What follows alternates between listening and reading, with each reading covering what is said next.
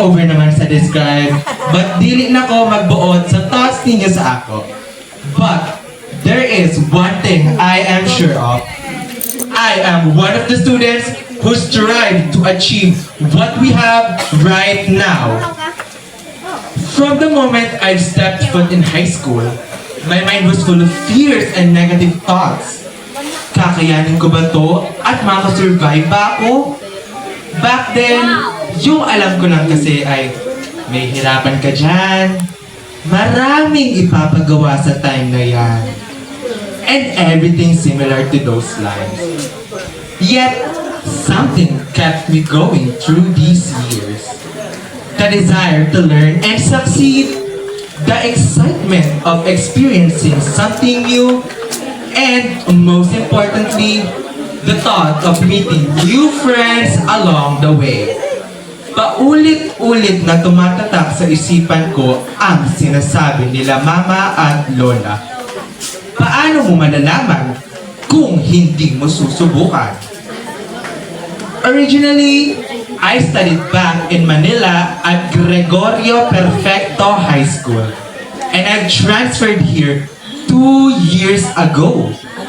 I did my best in everything here as much as I could because I wanted to maintain all of the achievements I've earned.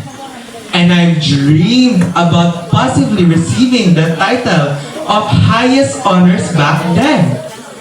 I remember those times, medyo naglisod ko sa pag-istorya sa uban due to my lack of fluency in speaking Bisaya. But I managed and pulled through by learning in my everyday life.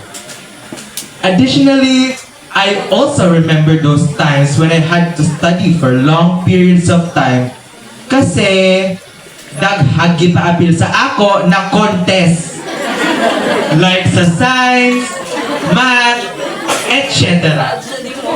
But honestly, it was all so worth it for me. I enjoyed the learning process, the times I've spent bonding with my classmates, and everything nice. The thought of me being here in front of you all at this moment in time, delivering this speech is really exciting for me. I remember back then na ako yung nakikinig sa speech ng iba. And now, ako na yung magdi-deliver ng speech ko rito. Pagpaan ko. So, ayan. Skip ads na tayo about myself. Nandito na tayo sa part na promoted na tayo sa junior high at moving on to senior high. I know naman na ang tanang are kay naning kamot para makapaso. Diba? Ayun, over sa us. We saw, we came, and we successfully conquered. Naging madali ba along the way?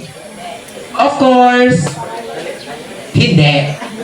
Lahat tayo napagod, nainis, napaiyak, nairita, and everything you can feel.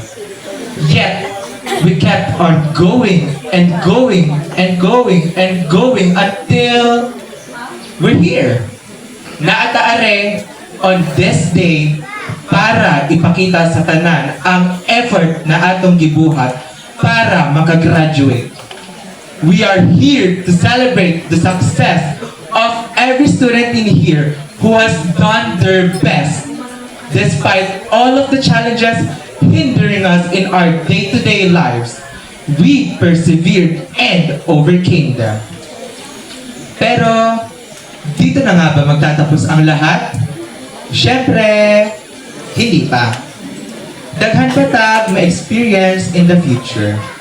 Isang kabanata lang ito sa buhay natin na ating natapos. This is just one step-by-step forward para sumakses. And one day, in the future, we will all look back at all of these memories together. Ang atong mga chika-chika, tambay sa bisag asa nga section, ang atong mga kantahan, ang atong mga competition para sa grado, kanang cheer dance, lawig, and everything else. Kanang mga, huy, manggaw sa daw, practice na! Ang atong mga laag-laag, ang atong mga banding-banding, o atong pagkakiat, but most importantly, ang atong pagtinabangay o ang pag-abiguhay.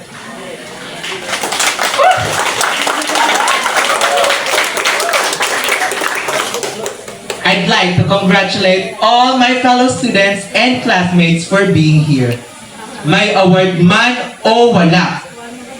I know that you've all poured your blood, sweat, and tears to be here. Pinagsikapan natin itong lahat, and we all deserve to celebrate on this day. Of course, I'd like to show my gratitude to everyone who has supported me. This is for my parents, Floribel and Crisanto Masudog, that continuously guided me in every step of the way and always saw my efforts. My grandparents, Leonora and Bienvenidos Baclohan, who are always proud in everything I do. My relatives who were there to see me grow. My teachers here in Leyte and back there in Manila, who continuously taught me valuable lessons and saw my potential.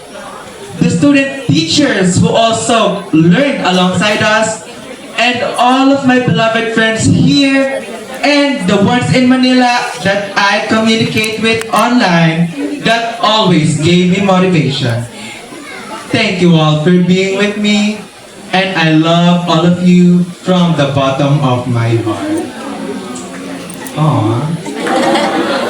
Yet, deep down, I have this feeling na I don't want this moment to end. Marag, di pa ko gana na mag-move on. Masaya pa dito eh. Hindi nga ako ari.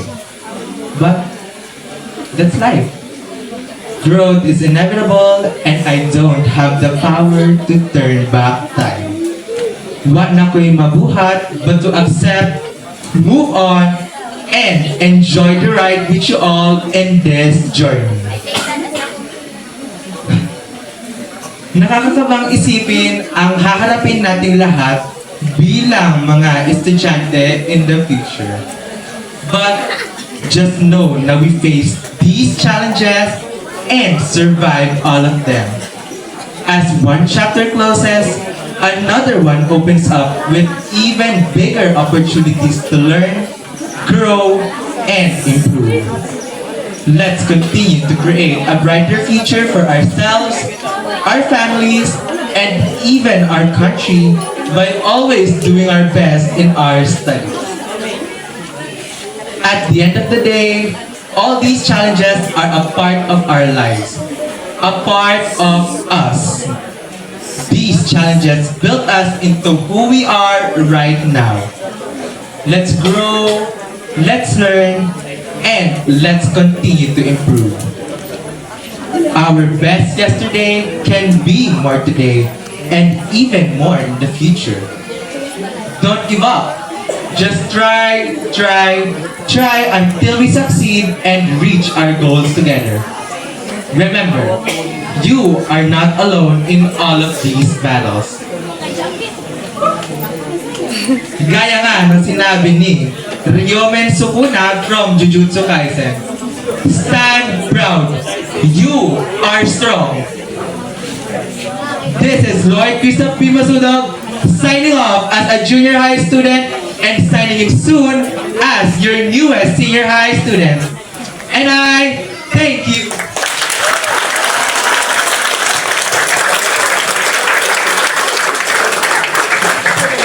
Thank you, Mr. Masudog.